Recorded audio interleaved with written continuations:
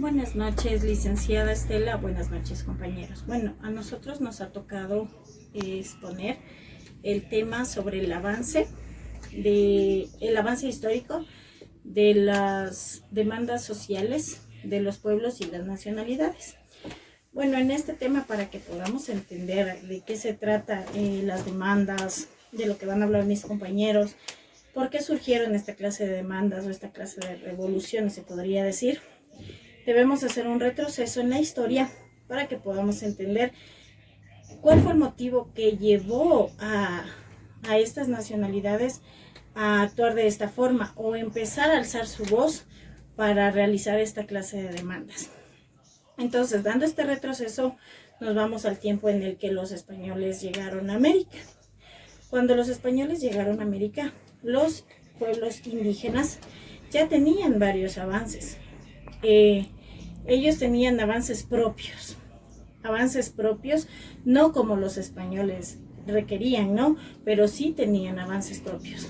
Los españoles, para ellos era bueno el avance, entre comillas, pero el avance de los españoles era basado en el maltrato, en la violencia, en la opresión, y esta forma indignó a los indígenas porque eran sometidos a la servidumbre, debían servir para poder obtener su alimento, fueron ultrajados en su propia tierra, supuestamente los españoles queriendo dar un giro al avance del país o de la ciudad a la que ellos llegaban, de los pueblos que querían conquistar. Trajeron con sí muchas cosas malas. Querían que los indígenas se rigieran a sus formas de culto, que aprendieran sus formas de hablar, que hicieran muchas cosas que ellos lo ponían delante de los indígenas, pero no era voluntario, sino era algo impuesto. Los indígenas se molestaron y como que ya no les gustó esta situación, porque a base y a raíz de que vinieron los españoles a las tierras de América, con ellos trajeron muchas enfermedades que no conocían estos pueblos, porque estos pueblos no habían conocido esta clase de enfermedades. Esta clase de enfermedades que llevaron a que esta tierra tuviera muchas muertes, muchos descensos, muchas enfermedades. Entonces esto fue algo que ya les llamó la atención a los indígenas y los levantó. Según Eduardo Galeano, en 1870 el volumen de población que tenía América era de 70 millones de personas. Y después de 200 años de la conquista, cuando vinieron los españoles, se puede ver que reducen notablemente estas cantidades a 7 millones de habitantes, porque hubieron muchas muertes a causa de estas pestes, de estas enfermedades. Entonces, a causa de esto podemos empezar con lo que fueron las demandas. Entonces, es algo en lo que nosotros podemos basarnos, y a continuación podremos conocer un poco más de este tema. Entonces, mis compañeros les harán saber de cómo fue todo esto, de quiénes fueron que alzaron su voz, de qué hombres y mujeres lucharon por la libertad y por los derechos de esta nación. Muchas gracias. Buenas noches, licenciada Estela. Muy buenas noches, compañeros. A mí me tocó exponer sobre la demanda al maltrato indígena en las colonias. En estos pueblos y en estos tiempos, los maltratos indígenas giraban en torno a un mejor trato, pero todo esto era en vano porque eran severamente reprimidos, no podían decir nada, vivían en servidumbre, negados a toda posibilidad de expresión. Un indígena peruano llamado Felipe Guamán Yoma de Ayala aprendió a escribir porque se crió con curas. Felipe escribió un libro titulado Buena Crónica y Buen Gobierno. Contenía dibujos y evidencias de los maltratos y sufrimientos que pasaban este pueblo indígena. Su idea era denunciar toda esta situación al rey de España, pidiéndole una convivencia pacífica y respeto a la vida e integridad de su pueblo indígena, a cambio de entregar él todas sus riquezas. Les voy a explicar lo que significa glosario. Diezmo, impuesto basado al 10% de sus ingresos obligados a la iglesia. Les voy a explicar lo que es encomienda, contrato en que a un encomendero se le entregaba un grupo de indígenas para que trabajaran para su propio beneficio, a cambio de adoctrinarlos y protegerlos. Muchas gracias. Licenciada Estela, buenas noches. Compañeros, buenas noches. Al igual que a mi compañera, a mí también me tocó exponer acerca de la demanda sobre el maltrato a los indígenas en las colonias. Guamán Poma viajó a España con el fin de poder entregarle personalmente este libro al rey, pero eso no pudo ser posible debido a que el barco en el que él viajaba naufragó y él murió. Este libro fue encontrado a inicios del siglo XX en una biblioteca en Dinamarca. En Ecuador, los movimientos indígenas como los de Fernando de Aquilema se vieron motivados a realizar marchas, manifestaciones, con el fin de poder eliminar los diezmos, las encomiendas, los trabajos forzados, al igual que los impuestos del Estado. Pero estas marchas tuvieron como consecuencia la muerte de muchos dirigentes, al igual que a inicios del siglo XX, la líder indígena Dolores Cacuando lideró la marcha contra el derecho a la tierra.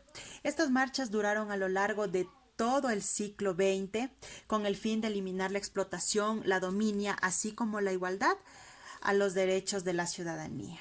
Muchas gracias, licenciada. Muchas gracias, compañeros. Muy buenas noches, licenciada. Muy buenas noches, compañeros. Esta noche a mí me tocó exponer sobre la evolución histórica, demandas de los pueblos sociales y nacionales. Dolores Cacuango fue una mujer indígena, nacida en Cayambe en 1909, apodada Mamá Dolores. Empezó la lucha indígena porque eran maltratados y despojados de sus alimentos. Vivían continuamente maltratos. Con la revolución liberal de los indígenas, a los afrodescendientes y a los montubios, se les abrió un camino a los derechos humanos. En 1919 fue la primera rebelión indígena por sus derechos y sus tierras. Fueron liberados por Dolores Cacuango. Tenían derecho y el respeto de todos sus opresores. Gracias, licenciada. Buenas noches, licenciada. Buenas noches, compañeros. A mí me toca exponer sobre las demandas indígenas en el siglo XX. Las demandas en los pueblos indígenas desde el inicio del siglo XX en Ecuador brindó un apoyo político y en 1926 se formó el primer sindicato indígena llamado Juan Montalvo. Sus primeras huelgas fueron en Haciendas Cayambe. Las demandas giraron a un entorno a un incremento de salario semanal laboral de 40 horas, la devolución de las tierras hacia los indígenas, la eliminación de los diezmos, sobre todo por parte de las mujeres, para que no existan ya más violaciones. Las conquistas logradas están en 1938, el Código de Trabajo, la ley de las comunas, el trabajo agrícola, las relaciones entre peones y patrones y la defensa de las tierras comunales. En 1964, la Junta Militar pidió que expidiera la reforma agraria que eliminó el Guasipungo.